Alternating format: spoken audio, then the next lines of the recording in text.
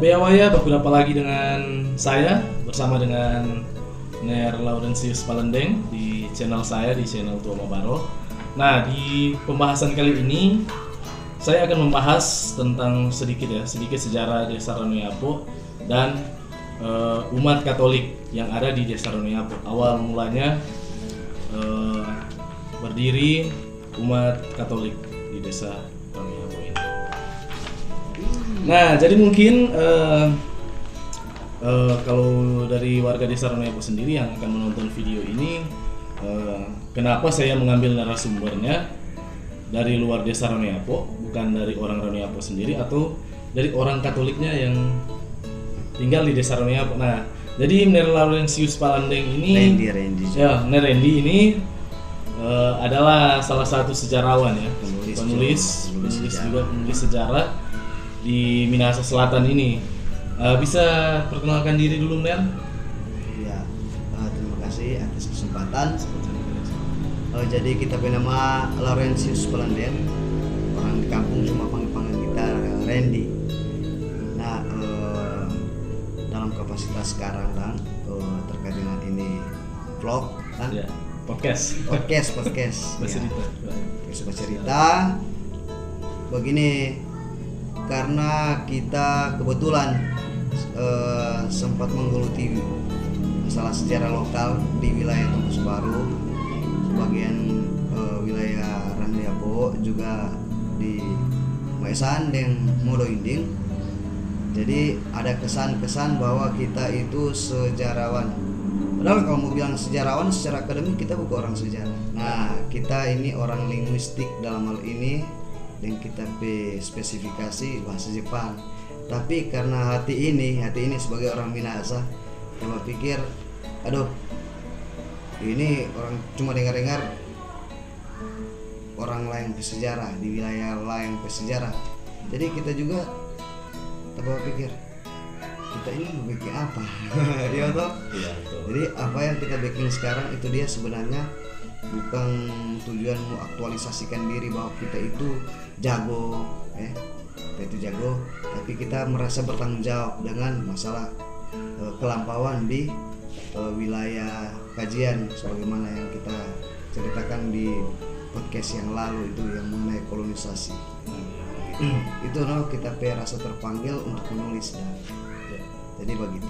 Nah, jadi Net, jadi Pak, ini orang konten kali ini kan bahas cerita tentang sedikit sejarah di Ranoyapo, tapi lebih ke umat beragamanya ya, umat lebih gereja. Ada ke tendensi ke gereja Katolik, masalah gereja Katolik. Ke gereja Katolik. Jadi supaya agak nyambung, kita mau bahas dulu sedikit mengenai Ranoyapo dan sejarah.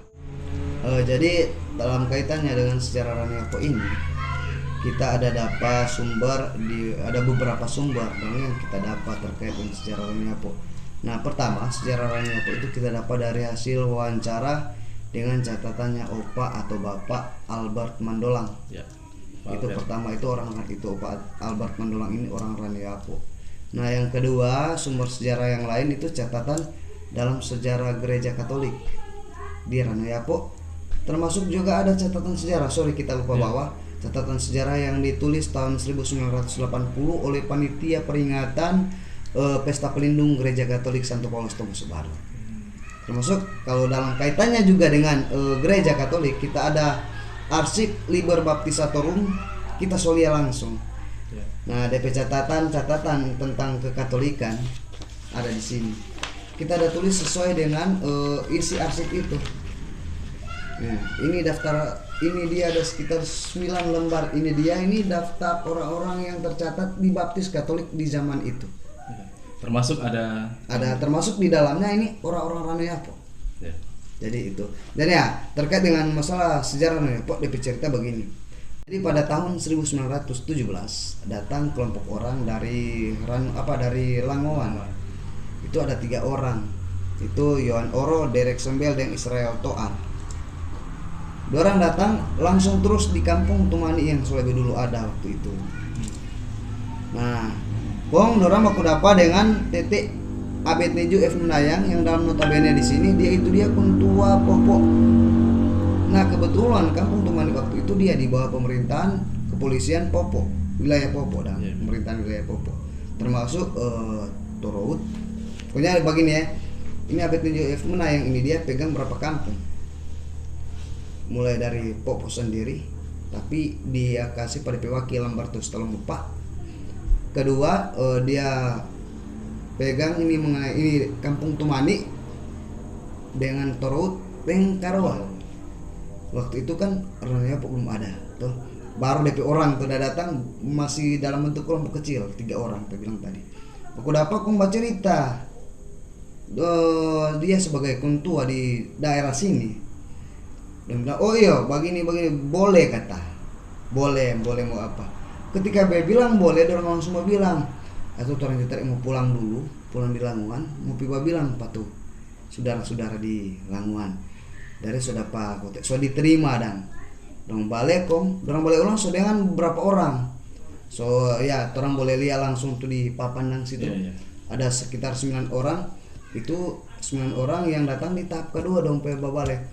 Cuman dia itu progresif kan, itu dia nyenak serta merta langsung enter datang. Nah, jadi dia bertahap 9 orang, 3 orang, 9 orang jadi 11, 12, 14 dan seterusnya sampai jadi full. Nah, setidaknya dalam standar pemerintah waktu itu katanya 30 keluarga sesuai dengan sesuai dengan peraturan pemerintah di zaman Belanda waktu itu.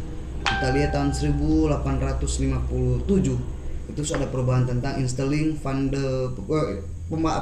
installing pemerintahan modern dan milik Johannes Wenzel. Serta dong so datang kamari di Ranoyapo. Ini dia orang-orang ini dia so nak terus ditemani. So singgah di Popo, kebetulan tuh Tetek Menayang so di Popo. Tahu jadi kan ketua berapa kampung tuh. Jadi kadang dia di selatan, kadang dia di Popo di utara, di bagian utara dan begitu. Jadi pas baku dapat bilang, oh artinya secara imajinatif itu dia terang boleh mau bilang begini. Oh, so baku dapat ke sini Kang, mari tarik terang tak antar kamari ngoni pergi di Tampa tuh ngoni mau bikinkan kampung nah. Datang kamari pergi di kompleks Kualawakan. Nah kebetulan kita di Ranoyapo sekarang, Kualawakan ada di bagian utara kita sekarang. Nah di kompleks ini itu dia Pak Opa Tete dan Tete DP nama Martin Marentek Pekbom.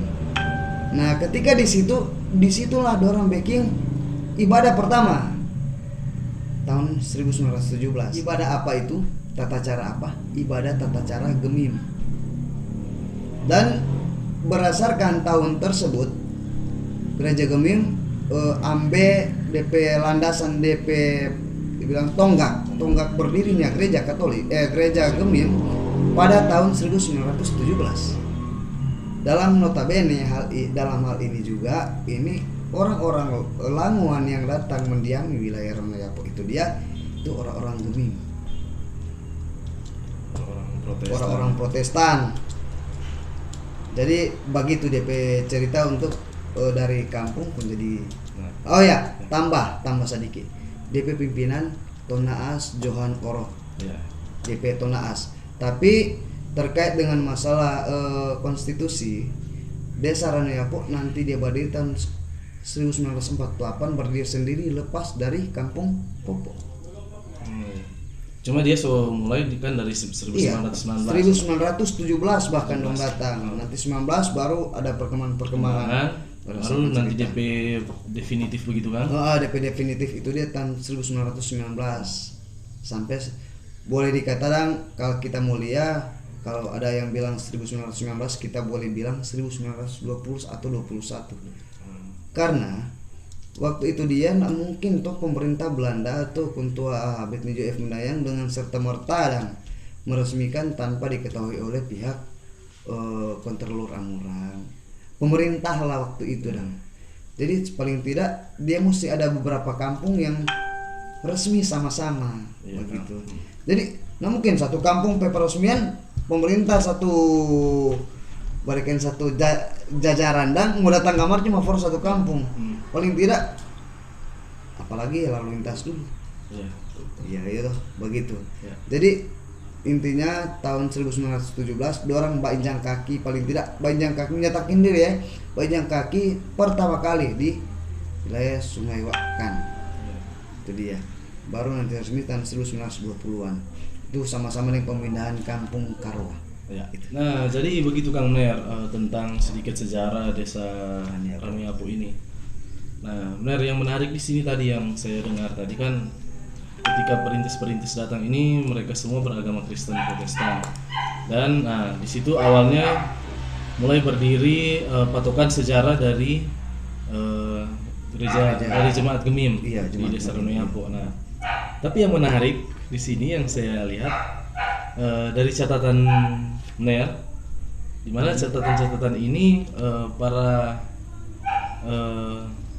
perintis-perintis ini pada tahun berapa itu dibaptis menjadi Katolik.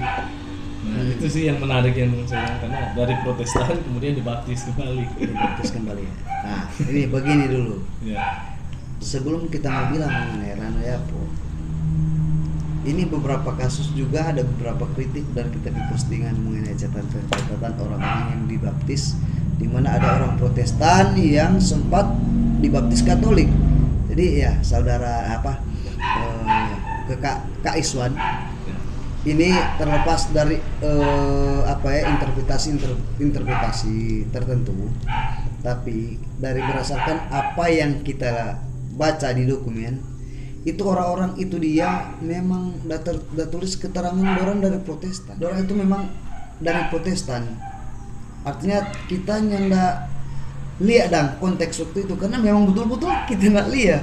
Siapapun yang nggak bisa memperkirakan dan bagaimana itu terjadi.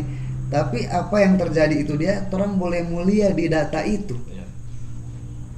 Mungkin bisa gitu. sedikit ditunjukkan. Nah, dia begini. Saya pertama, ini kita pernah posting dalam bentuk video singkat di komen-komen dan kita postingan. Ini buku, ini lembaran-lembaran ini yang kita ini. Nah, dia begini. Kalau bicara sejarah Katolik, ini ke Katolik dulu ya. Ini terkait dengan data itu kita bilang berdasarkan Liber Baptisatorum ini halaman dengan DP halaman ya. Liber Baptisatorum ini dia itu buku DP periode tahun 1868 sampai 1940. Jadi begini, permandian pertama di wilayah selatan atas Minasa di sini itu dilakukan di Desa Raanan Baru. Desa Raanan Baru pada tanggal 12 Agustus 1925 oleh Pastor Johannes Pels kepada satu keluarga. Itu ada 6 orang, satu keluarga itu ada 6 orang. Di sini tercatat di buku itu ya, kita sudah tulis karena tahu orang yang dibaptis ini dia itu orang Protestan. Karena di dalam kolom di situ ada tertulis ada orang tua serani, pastor siapa yang permandian, yang baptis, dengan DP keterangan dia itu dari mana, itu apakah dia itu keluarga Katolik atau orang Protestan kemasuk Katolik. Nah, terlepas dari teknis permandian itu dia biasa yang orang tahu sekarang ya. Yang orang tahu sekarang kalau orang mau pindah gereja, orang mau pindah denominasi, itu kong di dalam lingkup ajaran Kristen itu tinggal penerimaan. Sunat baptis lagi, kita tidak tahu konteks yang di zaman itu bagaimana. Yang kita lihat data, bukan kita. Kalau kita mau berinterpretasi begitu, yang kita bicara ini bukan bicara dokumen, ya kan? Kita bicara kita imajinasi. Ya, jadi itu. Nah, itu pertama, permandian pertama. Permandian kedua ini tanggal 18 September 1925 oleh Johannes Pels dengan Yakobus Durai kepada 81 orang Protestan. Dalam hal ini satu kampung. Begitu, di Kroit. Nah, ada sejumlah informasi dari vlog dari YouTube YouTube-nya Pak Dr. Denny Pinontoan, di mana beliau bilang dia mencatat 96 orang. Nah, di situ yang kita lihat di situ di dalam dokumen itu di Kroit, di desa Kroit itu dia cuma 81 orang. Tetapi ada dua kepala keluarga dengan anggota keluarganya pastinya tentunya. Itu dia tidak tercatat dalam buku permandian yang kita baca. Itu mengenai Johan Nelwan dengan yang Paulus Marentek itu. Nah, Kong dia pe cerita begini, kenapa jadi 96? Karena Joan Nelwan dengan Paulus Marentek anggota keluarga dan dia termasuk DP diri dengan tuh 6 orang itu dia ada langsung masuk di gereja di Kroit karena waktu itu gereja Katolik satu-satunya di selatan Minahasa, selatan atas Minahasa sini di Kroit itu gereja Katolik satu-satunya. Jadi otomatis biar dia di kampung mana kalau orang Katolik dia pasti masuk gereja di Kroit. Jadi mungkin itu tapi pemahaman ya berdasarkan apa yang kita dapat. Nah sekarang dia begini terkait dengan masalah Ranayapa sebagaimana yang dikemukakan oleh Trompe Karapi Gusti, dimana kita berani mengatakan bahwa orang Ranayapa itu dia yang Katolik dan Ranayapa kebanyakan dalam sejarah memang orang Geming menjadi Katolik. Ini DP bukti. Ini catatan ini sesuai dengan yang kita lihat di Liber Baptisatorum itu bukan dokumen markasif, masih tulis tangan pastor-pastor Belanda. Kenapa? Sorry kalau enggak.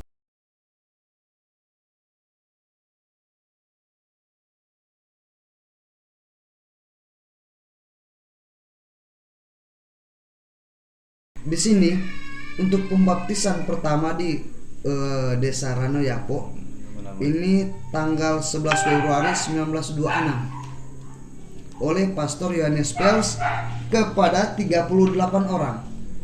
38 Jadi orang. 38 orang ya waktu itu. Apa ini? Ya.